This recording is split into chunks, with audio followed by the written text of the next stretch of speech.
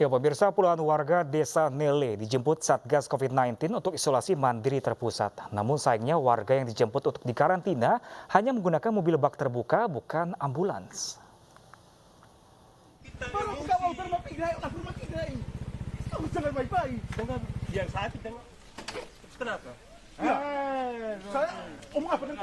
Keributan antara Satgas COVID-19 Kabupaten Sika dengan Kepala Desa Nele Barat tidak terhindarkan karena Satgas COVID-19 akan menjemput puluhan warga yang sedang melakukan isolasi mandiri akibat positif COVID-19.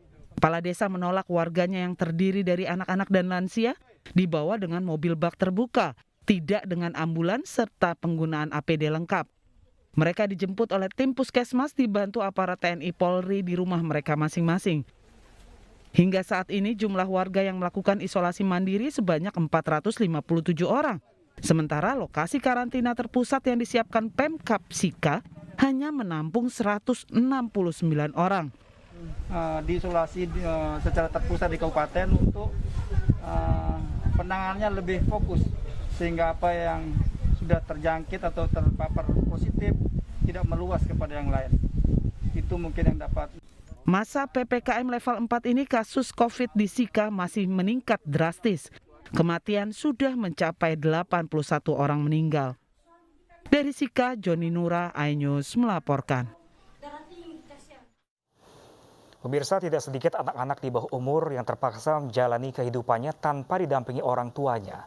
Seperti yang terjadi di Sukoharjo, bocah berusia 8 tahun menjadi yatim piatu ditinggal meninggal orang tuanya dan kakeknya. Sedangkan Vino, warga Kutai Barat terpaksa mengazankan kedua orang tuanya di liang lahat karena kakaknya masih diisolasi.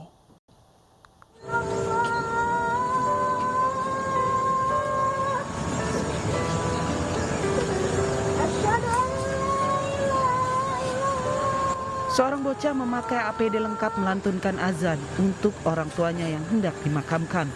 Arga usia 13 tahun merupakan warga kawasan Gunung Belah, Kecamatan Tenggarong, Kabupaten Kutai Kartanegara. Kedua orang tua Arga meninggal akibat positif COVID-19.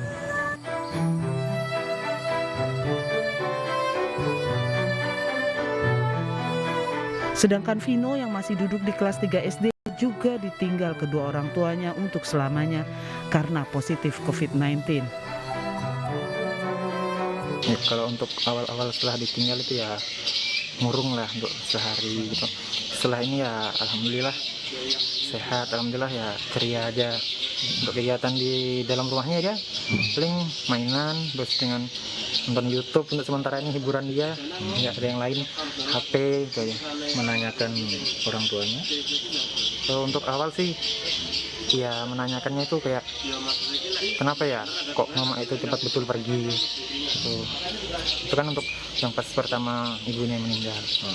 Untuk yang hari berikutnya belum ada pertanyaan apa-apa sih sampai sekarang untuk ayahnya.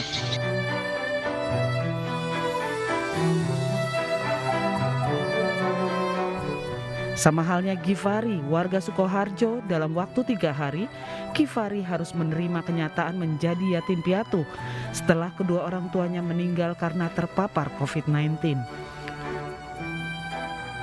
Tiba-tiba ada adik saya yang sakit, terus udah sama Givari tiba-tiba, biasanya kan setelah 3 nggak ada.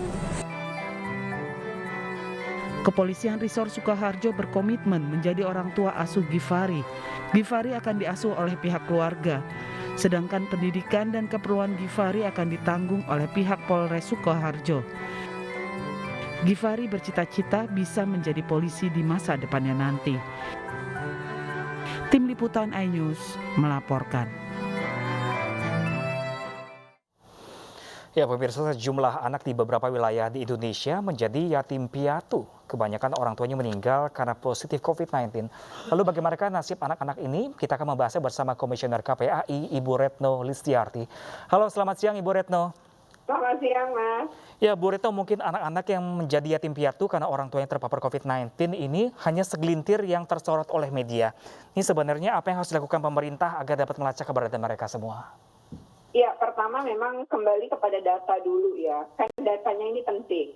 Jadi misalnya ini data di seluruh dunia pun sudah muncul. Jadi diperkirakan 1,5 juta anak kehilangan kedua orang tuanya di seluruh dunia, dan 2 juta hitungannya kalau kita menghitung kakek nenek atau orang yang melakukan pengasuhan pada yatim bukan orang tua. Nah itu jumlahnya sekitar 2 juta. Nah itu data pada 2 minggu yang lalu. Nah Indonesia sendiri angka kematian itu kalau sampai hari kemarin ya kan dilaporkan 83 ribu. Kalau 83.000 berarti kalau kita menghitung data, nah ini yang punya Kemenkes. Jadi yang meninggal dari 83.000 itu berapa yang usianya produktif. Nah kalau dia usia produktif ditilah kembali apakah dia sudah menikah. Kalau dia sudah menikah apakah dia memiliki anak. Kalau memiliki anak berapa jumlahnya. Ya karena pasti bisa jadi lebih dari satu. Lalu dari jumlah itu di mana penyebarannya. Jadi di wilayah-wilayahnya di mana saja. Nah ini penting agar terjadi dukungan kepada negara itu dilakukan secara terstruktur, baik melalui APBN dan melalui APBD. Misalkan saja untuk hak pendidikan. Kalau tadi ya Givari misalnya akan ditanggung oleh Polres, itu sampai kapan? Ya kan? Sementara Givari dia kan 8 tahun, masih begitu panjang masa depannya. Lalu siapa yang nanti akan menanggung? Nah itu harus negara. Misalnya lewat kartu Indonesia Pintar.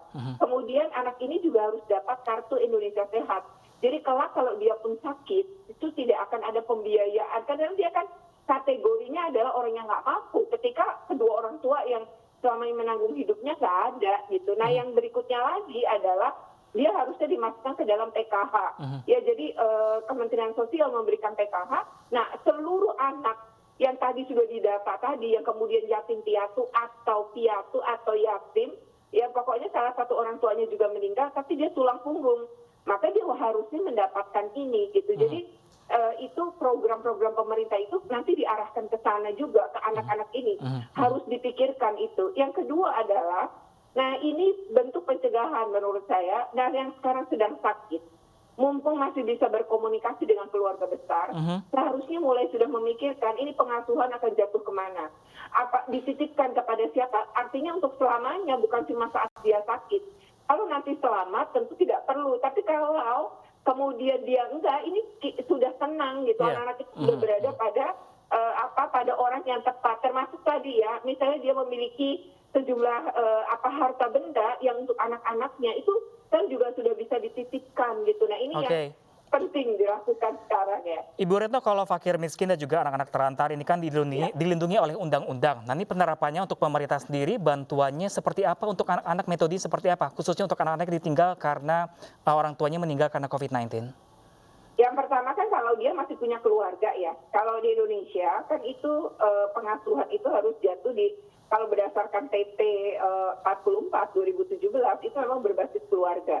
Jadi yang penting adalah keluarga besarnya dulu. Kalau keluarga besarnya masih ada kakek, nenek, paman, bibi, memang dititipkan ke mereka. Yang kedua adalah kalau sudah tidak ada, nah itu baru dititip atau tidak mampu, maka bisa diadopsi oleh keluarga lain. Tetapi jika diadopsi ternyata juga nggak ada yang mengadopsi, mungkin kondisi pandemi seperti sekarang, maka bisa dilakukan yaitu menjadi anak negara. Nah berarti diletakkan di panti asuhan. Nah walau sebenarnya panti asuhan ini adalah pilihan terakhir.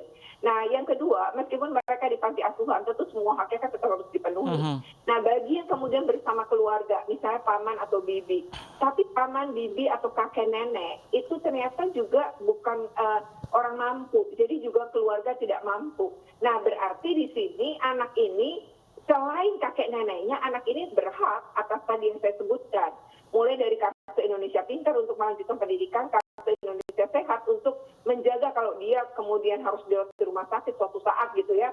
Dan yang ketiga adalah PKH tadi gitu. Jadi bantuan PKH dari Kementerian Sosial itu harusnya mereka dapatkan. Anak-anak ini harus dapatkan. Jadi kalau India sih mereka memberikan satu anak 195 juta rupiah kalau dirupiahkan untuk pendidikannya hingga anak itu usia 23 tahun. Nah mungkin Indonesia, karena kita punya kartu Indonesia Pintar, punya kartu Indonesia Sehat, dan punya PKH, harusnya diarahkan ke sana. Artinya berikan mereka tanpa ada administrasi atau tanpa ada persyaratan-persyaratan ya. Nah, selain bantuan materi, Bu Retno, ini kan sejauh ini kan belum ada bantuan dari pemerintah yang nyata. Apakah perlu nggak sih ada bantuan psikologis untuk anak-anak yang ditinggal oleh orang tuanya secepat ini? Sangat perlu. perlu, itu justru yang pertama, Mas. Kalau tadi yang saya sebutkan udah jangka panjang ya. Kalau yang awal ini memang adalah psikososial. Jadi anak-anak yang kehilangan orang tuanya secara mendadak atau pengasuh secara mendadak itu mengalami pukulan psikologi, itu pasti. Mereka akan mengalami, kalau tadi diceritakan tadi yang di Kutai bahwa tadinya sedih, sekarang enggak, itu sebenarnya sesaat aja. Sesungguhnya mereka itu punya rasa cemas, punya rasa takut, punya rasa khawatir yang bisa menimbulkan stres dan lama-lama bisa depresi. Ya, jadi artinya ketika ayah ibunya nggak ada dan dia sendirian malah bisa memicu dia depresi, itu bisa bunuh diri. Dapat Jadi berbahaya Kak Bu Retno ketika dewasa nanti? Bahaya. Jadi itu masalah psikologinya ini harus diselesaikan dulu.